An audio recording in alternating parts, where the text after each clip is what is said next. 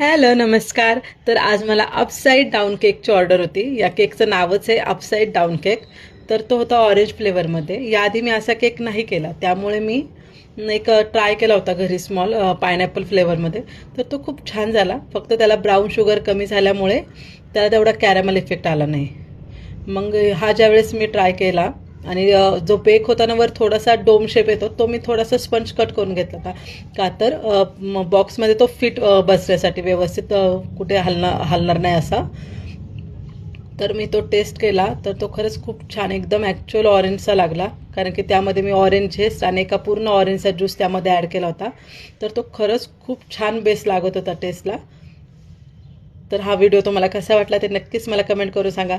And thank you for watching.